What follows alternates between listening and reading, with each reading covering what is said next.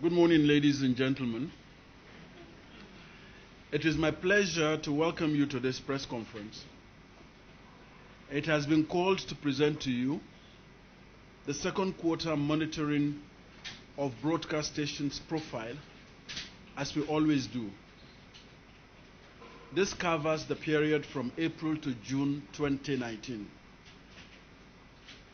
Coming shortly after the national and state elections in the first quarter of the year, our report indicates that though there is a drop in breaches related to hateful, abusive, and inflammatory broadcasts, which peaked during the elections and for which as many as 45 stations were fined, the second quarter indicates that the trend has continued among certain stations, especially in political programming. Consequently, 20 stations were fined in the second quarter for breaching provisions of the Nigeria Broadcasting Code on hate speech. Other breaches were in the areas of obscene and vulgar lyrics. A total of 10 stations were fined for infractions related to the use of vulgar lyrics and obscene content. It is worth mentioning that the program Big Brother Niger was cautioned against unwholesome content on its broadcast. Use of unsubstantiated and misleading claims by advertisers, especially tradomedic advertising, also dropped significantly from the last quarter. But a total of 30 stations were fined for infractions related to same. 10 broadcast stations were fined for breaches related to station announcers turning themselves to advertisers, hypers, and promoters of products. Our general observations are as follows. 1. Obscenity. Kaduna zone recorded the highest number with 36.53%, followed by Abuja zone with 17.31%. Uyo zone came third with 15.38%. Hate speech. Abuja zone topped the chart with 19.21%, followed by Kaduna zone with 18.22%, and Maiduguri zone came third with a record of 15.27%, while the least in hate speech was Ibadan zone with 6.89%. And professionalism, 3 zones topped the chart with the same percentages. Kaduna zone, Sokoto, and Uyo zones topped the chart with 20% each, followed by Jos zone with 3.5%, while Benin and Ibadan recorded the lowest with 2.95% and 3.44%. Unverifiable claims. Ibadan zone recorded the highest number with 25.33%, followed by Abuja with 13.33%, while Jos zone and Kaduna zones came third and with 12% each, and Sokoto and Uyo recording the lowest with 2.67%. Advertisement breaches. Maiduguri zone recorded the highest with 31%, followed by Benin and Sokoto. In terms of fines, Abuja zone recorded the highest with 47.17%. Ibadan zone came second with 15.9%. Benin came third, while the lowest zone was Enugu with 1.89%. May we seize this opportunity to caution stations about a pattern of behavior which we must mention is a threat to our democracy and the rule of law. Our monitoring activities indicate that some stations, especially AIT, are deliberately meddling in the cases before the election tribunal. It is trite knowledge that the media cannot comment on or discuss the details of any matter in court. The Broadcast Code in section 1.161F requires all broadcasters to comply with the law of contempt relating to matters pending before law courts. AIT has defied all action to ensure that the station complies with the Nigeria Broadcasting Code. In the last few months, our monitoring reports indicate that AIT has continued to air programs that dwell on the ongoing case of the presidential elections and issues related to matters in law courts without regards to the provisions of the Nigeria Broadcasting Code and extant laws. On Monday, 19th of August to Sunday, August 25th, 2019, the station aired different documentaries centered on matters before the 2019 Presidential Election Tribunal. The action was prejudicial and could be termed contempt of court. Specifically, on Monday, 19th of August 2019, a documentary titled "Who is Nigerian" was aired between 10 p.m. and 10:47 p.m. It centered on how the former provinces of northern Cameroon became a part of Nigeria. Track-ups were given to some respondents who made statements like, "Atiku is indeed a Nigerian."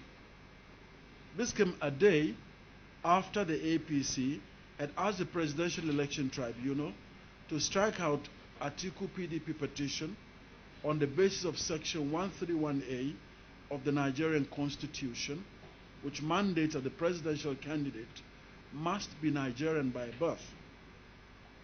On Tuesday, 20th August, between 10 p.m. and 11 p.m., AIT aired another documentary titled "The Many Troubles of INEC," a documentary on Mahamoud Yakubu and the checkered road to 2019.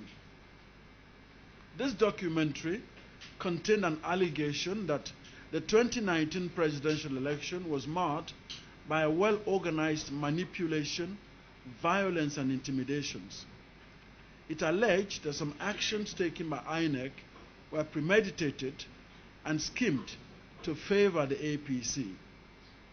It ended with Atiku's petition seeking relief to be declared winner of the 2019 presidential election on the nullification of the election. Then on Wednesday, 21st of August 2019, from 10 p.m. to 10:36 p.m., a similar documentary on "Who is a Nigerian" was also broadcast. References were made to how some communities like Daura Emirate were allegedly formerly part of Niger Republic and have now become part of Nigeria. It queried what becomes of a person whose citizenship has been declared to be non-Nigerian. The program also appeared to promote the cause of the proscribed IPOB, indigenous people of Biafra, saying their agitation is legitimate under the United Nations Charter on Universal Declaration of Human and People's Rights. Again, on August 22nd, 2019, between 10 p.m. and 10:30 p.m., there was a repeat of the documentary "Nigerian Judiciary on Trial: Lessons from Kenya," first aired on 23rd of May 2019, for which the station was warned. On Friday, 23rd of August 2019, another documentary, "INEC and the Agony of a Nation," started and ended after a minute. A documentary on Akwa Ibom was taken instead. But on Saturday, 24th of August, the same documentary, "INEC and the Agony of a Nation," was fully aired, and it made assertions that manipulations of the 2019 presidential elections have not only disrupted democratic consolidation in Nigeria, but have robbed the people of their fundamental right to make choices. The current INEC chairman, Professor Yakubu Mahamoud's tenure was also described as the worst in the history of INEC. Again, on Sunday, 25th of August 2019, another documentary was aired with INEC and qualification requirements, the facts, the issues, from 10:40 to 10:56 p.m. The documentary called on the court as a last hope of the common man to correct INEC's mistake of allowing an allegedly unqualified Buhari to contest election. On Monday, 26 August 2019, another documentary on the INEC and qualification requirements was aired. The station's management was invited for a discussion at the NBC headquarters on the 5th of September 2019 over the flagrant disregard of the Nigeria Broadcasting Code and the consenting court settlement between the regulator and the licensee from July 2018. This was born out of the station's repeated airing of various offending documentaries and a persistent pattern of discussing matters pending in court. In spite of this effort, on the 10th of September 2019, during the highlights of the news hour, there was a vox pop taken that centered on the outcome of the presidential election judgment. The standpoint of the station was clear from what the newscaster said, and I quote, "Residents of Enugu State, southeastern Nigeria, expressed concern on the inability of the nation's judiciary to serve justice to the people." End of quote.